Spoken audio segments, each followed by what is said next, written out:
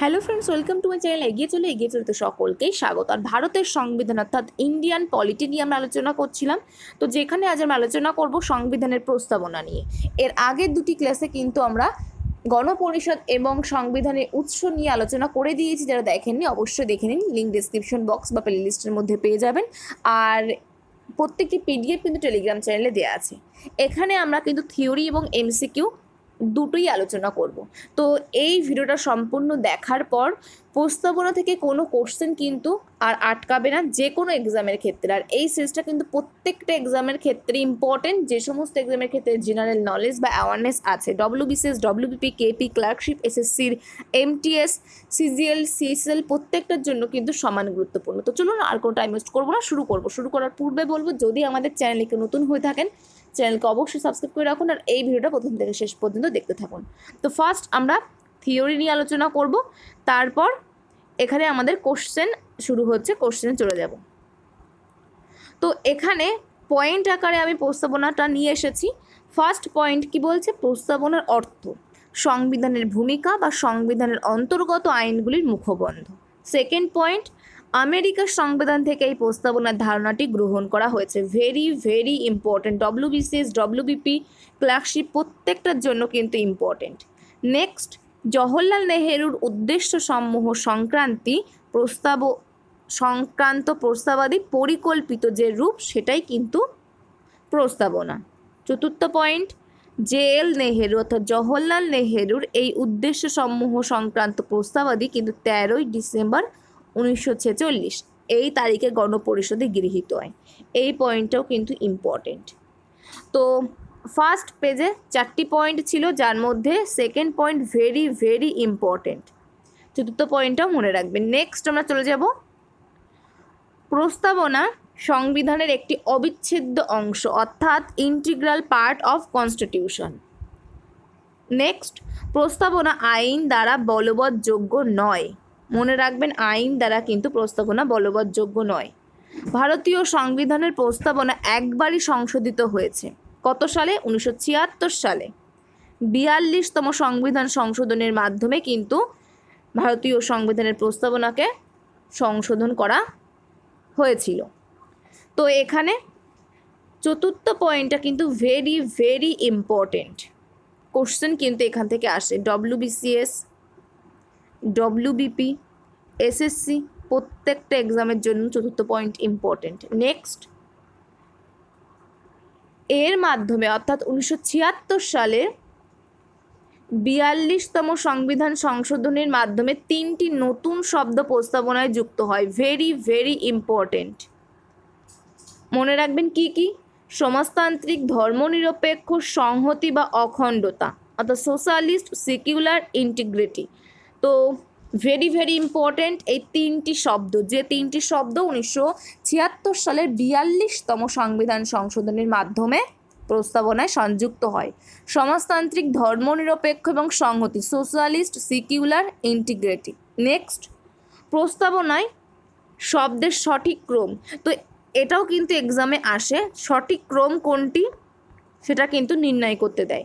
ন্যায় বিচার, স্বাধীনতা, সাম্য, সৌভ্রাতৃত্ব, জাস্টিস, লিবার্টি, ইকুয়ালিটি, ফ্র্যাটার্নিটি। অর্থাৎ এখানে যে ন্যায় বিচার অর্থাৎ জাস্টিস, সেটা কিন্তু রাশিয়া থেকে গ্রহণ করা হয়েছে এবং স্বাধীনতা, সাম্য, সৌভ্রাতৃত্ব এদের যে আদর্শ, সেটা ফরাসি বিপ্লব থেকে গ্রহণ করা হয়েছে। মনে রাখবেন, ইম্পর্টেন্ট, ভেরি ইম্পর্টেন্ট। এখানে যে দুটো পয়েন্ট দেখলাম ভেরি ইম্পর্টেন্ট। নেক্সট চলে যাব, প্রস্তাবনার বিভিন্ন সংজ্ঞা। এ পালকিভালা যেমন ভারতীয় সংবিধানের প্রস্তাবনাকে identity card of the constitution বলেছেন। KM Munshi political horoscope of the Indian constitution বলেছেন। Thakurdas Bhargava soul of the constitution বলেছেন। তো 3টি পয়েন্টই কিন্তু ইম্পর্টেন্ট, ভেরি মনে রাখবেন। নেক্সট, প্রস্তাবনার মূল ভাবনা বা তাৎপর্য। Very important. সার্বভৌম, সমাজতান্ত্রিক, ধর্মনিরপেক্ষ, গণতান্ত্রিক এবং সাধারণতান্ত্রিক বা প্রজাতান্ত্রিক। তো এই যে 5টি পয়েন্ট। এই 5টি পয়েন্ট মনে রাখবেন, কারণ কোশ্চেন কিন্তু এমন হয় যে নিচের কোনটি প্রস্তাবনার অন্তর্ভুক্ত নয় বলে 4টি অপশান দিয়ে দেয়, 3টি অপশান এখান থেকে দেয় এবং একটি অপশান অন্য জায়গা থেকে কিন্তু দিয়ে দেয়। তো এখানে কি কি আছে? সার্বভৌম, সমাজতান্ত্রিক, ধর্মনিরপেক্ষ, গণতান্ত্রিক এবং সাধারণতন্ত্র। আবার অনেক সময় কোশ্চেন কিন্তু এটাও দেয়, সার্বভৌম কথার অর্থ কী, সমাজতান্ত্রিক কথার অর্থ কী, ধর্মনিরপেক্ষ এর অর্থ কী, গণতান্ত্রিক এর অর্থ। সার্বভৌমটা বেশি দেয়, সার্বভৌমের অর্থ কী। তো ভেরি ভেরি ইম্পর্টেন্ট, এখানে যে 5টি শব্দ দেখতে পাচ্ছেন, সার্বভৌম, সমাজতান্ত্রিক, ধর্মনিরপেক্ষ, গণতান্ত্রিক আর প্রজাতন্ত্র, ভেরি ভেরি ইম্পর্টেন্ট। সার্বভৌম কথার অর্থ হচ্ছে বাহ্যিক ও অভ্যন্তরীণ ক্ষেত্রে কোনো নিয়ন্ত্রকের অধীন নয়। সমাজতান্ত্রিকের অর্থ ক্ষমতা এবং অর্থ নির্দিষ্ট শ্রেণীর হাতে পুঞ্জীভূত নয়। ধর্মনিরপেক্ষ রাষ্ট্রীয় ধর্ম হিসেবে কোনো বিশেষ ধর্মের স্বীকৃতি নেই, অর্থাৎ ভারতের সব ধর্মকে সমান গুরুত্ব দেওয়া হয়। সংবিধানে কোনো নির্দিষ্ট ধর্মকে বলা হয়নি যে এটাই একমাত্র ভারতের ধর্ম, সমস্ত ধর্ম কিন্তু সমানভাবে স্বীকৃতি পায় ভারতে। গণতান্ত্রিক অর্থাৎ জনপ্রতিনিধিরা কিন্তু নির্বাচন করেন।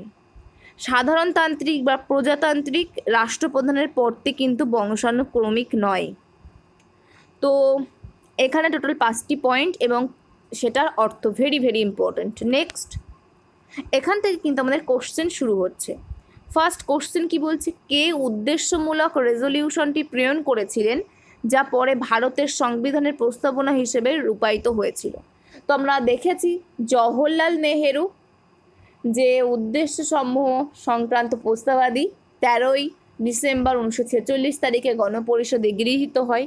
তাহলে সেটাই প্রস্তাবনা। তাহলে এখানে সঠিক অ্যান্সার কোনটা হয়ে যাবে? 3 নম্বর অপশান। নেক্সট, নিচের কোন শব্দটি সংবিধান আইন অর্থাৎ 42তম সংবিধান সংশোধনী আইন 1976 দ্বারা প্রস্তাবনায় সন্নিবিষ্ট হয়েছে অর্থাৎ যুক্ত করা হয়েছে?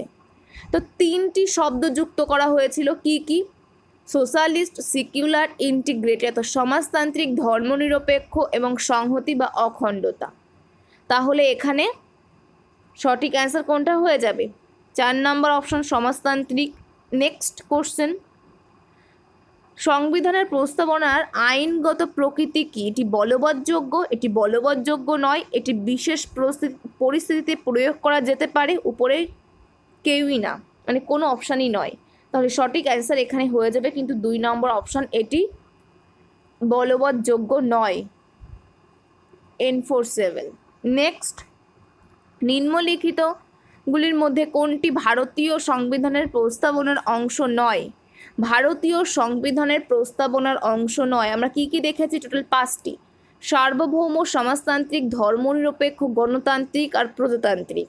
সার্বভৌম, সমাজতান্ত্রিক এটা আছে, গণতন্ত্র আছে, ধর্মনিরপেক্ষতা আছে। তাহলে মৈত্রীতন্ত্র এটা কিন্তু নেই। তাহলে এখানে 4 নম্বর অপশান কিন্তু রাইট অ্যান্সার হয়ে যাবে। এখানে অপশানের দাগ নম্বরগুলো পড়েনি। তো নেক্সট কোশ্চেনে চলে যাব। কি বলছে? কোন দেশের সংবিধানের প্রস্তাবনা দ্বারা ভারতীয় সংবিধানের প্রস্তাবনাটি অনুপ্রাণিত হয়েছে? আমেরিকার সংবিধান থেকে প্রস্তাবনার ধারণাটি গ্রহণ করা হয়েছে। তাহলে সঠিক অ্যান্সার হয়ে যাবে 4 নম্বর অপশন, আমেরিকা যুক্তরাষ্ট্র। নেক্সট, কততম সংবিধান সংশোধনের মাধ্যমে প্রস্তাবনাকে সংশোধিত করা হয়েছে? কত? 1976 সালের 42তম সংবিধান সংশোধনী। 4 নম্বর অপশন রাইট অ্যান্সার হবে। এখানে 3টি শব্দ যুক্ত করা হয়েছে, সেকুলার, সোশ্যালিস্ট আর ইন্টিগ্রেটিভ। নেক্সট চলে যাব। ভারতীয় প্রস্তাবনাকে সোল অফ দ্য কনস্টিটিউশন বলেছেন কে? Thakurdas Bhargava, K M Munshi, N A Palkhivala, কেউই নয়। তো এখানে সঠিক অ্যান্সার কোনটা হবে? Soul of the constitution, Thakurdas Bhargava. 1 number option right answer হবে। K M Munshi political horoscope of the Indian constitution বলেছেন প্রস্তাবনাকে। এন এ পালকিভালা কি বলেছেন? Identity card of the constitution. Next চলে যাব। নিম্নলিখিত শব্দগুলির মধ্যে কোনটি আমাদের সংবিধানের প্রস্তাবনায় লেখা হয়নি? কি কি লেখা হয়েছে? সার্বভৌম লেখা হয়েছে, সমাজতান্ত্রিক লেখা হয়েছে, ধর্মনিরপেক্ষ লেখা হয়েছে, গণতান্ত্রিক লেখা হয়েছে আর প্রজাতান্ত্রিক লেখা হয়েছে, তা সাম্যবাদী এটা কিন্তু লেখা হয়নি। সঠিক অ্যান্সার এখানে কোনটা হয়ে যাবে? 4 নম্বর অপশন সঠিক অ্যান্সার হয়ে যাবে। নেক্সট কোশ্চেনে চলে যাব, কি বলছে, ভারতের সংবিধানের প্রস্তাবনায় উল্লেখিত শব্দের সঠিক ক্রমটি বলুন। তো এখানে কি কি আছে? ভ্রাতৃত্ব, সাম্যতা, স্বাধীনতা, ন্যায় বিচার। আমরা কি দেখেছি? ন্যায় বিচার যেটা রাশিয়া থেকে নেওয়া হয়েছিল, স্বাধীনতা, সাম্য, সৌভ্রাতৃত্ব যেটা ফরাসি বিপ্লব থেকে নেওয়া হয়েছিল, তিনটে। অর্থাৎ ফার্স্টে কী ছিল? জাস্টিস, লিবার্টি, ইকুয়ালিটি আর ফ্র্যাটার্নিটি। অর্থাৎ স্বাধীনতা, ন্যায় বিচার, স্বাধীনতা, সাম্য, সৌভ্রাতৃত্ব। ন্যায় বিচার, স্বাধীনতা, সাম্য, সৌভ্রাতৃত্ব। সাম্য যা সাম্যতা, তাই সৌভ্রাতৃত্ব অর্থাৎ ভ্রাতৃত্ব। 4 নম্বর অপশন এখানে রাইট অ্যান্সার হয়ে যাবে। নেক্সট কোশ্চেনে চলে যাব, কি বলছে, সংবিধানের প্রস্তাবনা বলে যে ভারত হবে, সংবিধানের প্রস্তাবনা কি বলে? যে ভারত হবে সার্বভৌম, সমাজতান্ত্রিক, ধর্মনিরপেক্ষ, গণতান্ত্রিক আর প্রজাতন্ত্র বা প্রজাতান্ত্রিক। 2 নম্বর অপশানে সবগুলো আছে, 5টি পয়েন্ট। তো এখানে 2 নম্বর অপশন রাইট অ্যান্সার হয়ে যাবে। নেক্সট কোশ্চেনে চলে যাব, কি বলছে, নিম্নলিখিত কোন শব্দটি 42তম সংশোধনী আইনের পরে উপস্থাপকের সাথে যুক্ত হয়েছিল? 42তম সংবিধান সংশোধনীতে টোটাল 3টি শব্দ যুক্ত করা হয়। কি কি? সমাজতান্ত্রিক, ধর্মনিরপেক্ষ, সংহতি বা অখণ্ডতা। এটা 4 নম্বর পয়েন্ট। সমাজতান্ত্রিক, ধর্মনিরপেক্ষ, সমাজতান্ত্রিক, ধর্মনিরপেক্ষ আর অখণ্ডতা। তো এখানে 1 নম্বর অপশন কিন্তু রাইট অ্যান্সার হয়ে যাবে। অর্থাৎ সিকিউলার, সোশ্যালিস্ট, ইন্টিগ্রিটি। সমাজতান্ত্রিক, সোশ্যালিস্ট, ধর্মনিরপেক্ষ, সিকিউলার, সংহতি বা অখণ্ডতা, ইন্টিগ্রিটি। তো 1 নম্বর অপশন এখানে রাইট অ্যান্সার হবে। তো এই হচ্ছে আজকের আমাদের কোশ্চেন বা থিওরি, দুটো নিয়েই আলোচনা করলাম। তো যে থিওরিগুলো আলোচনা করলাম ওর বাইরে কিন্তু কোনো কোশ্চেন আসবে না। এখানে সবগুলো থিওরি থেকে আমি কোশ্চেন আনিনি, কারণ থিওরির মধ্যে কিন্তু পুরোটাই আলোচনা হয়ে গেছে। এবং সার্বভৌম, সমাজতান্ত্রিক, ধর্মনিরপেক্ষ, গণতান্ত্রিক, সাধারণতন্ত্র, ওখান থেকে একটা কোশ্চেন আনা উচিত ছিল যে এগুলোর অর্থ কী, ওটাও কিন্তু ইম্পর্ট্যান্ট কোশ্চেন কিন্তু আসতে পারে। তো এই হচ্ছে আজকের আমাদের ক্লাস, যেগুলো নিয়ে আমরা আলোচনা করলাম।